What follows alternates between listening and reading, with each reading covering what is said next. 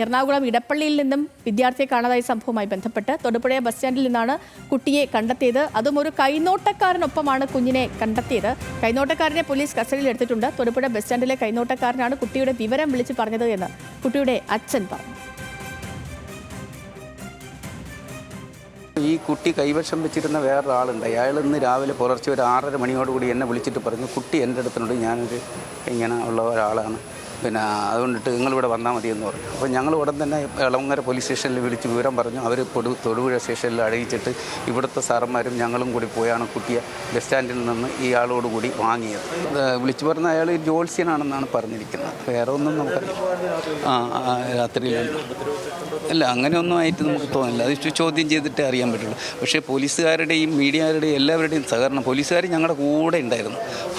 ഇന്നലെ രാത്രി ഫുള്ളായിട്ട് ഞങ്ങളുടെ കൂടെ ഈ തൊടുപുഴ ഈ ഭാഗങ്ങളിലും പിന്നെ വാഴക്കാല ബസ് കയറി ആ വിഷു കിട്ടിയ എല്ലാ സ്ഥലത്തും പോലീസുകാർ പരമാവധി ഞങ്ങളുടെ കൂടെ വന്നിട്ടാണ് ഇത്രയും ഞങ്ങൾ എത്തിപ്പെട്ടത്.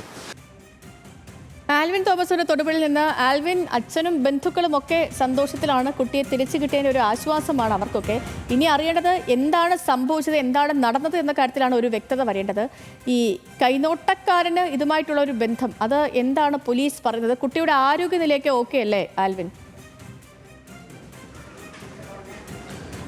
സേതുലക്ഷ്മി, ഇപ്പോൾ നമുക്ക് ഇന്നലെ രാത്രിയിലാണ് ഈ കുട്ടി കൈനോട്ടക്കാരനായ ശശികുമാറിൻ്റെ പക്കലേക്ക് എത്തിച്ചേരുന്നത്. ഈ കുട്ടിയെ ശശികുമാർ അയാൾ താമസിച്ചിരുന്ന വാടക വീട്ടിലേക്ക് കൊണ്ടുപോവുകയായിരുന്നു എന്നുള്ളതാണ് പോലീസ് നമുക്ക് നൽകുന്ന വിവരം.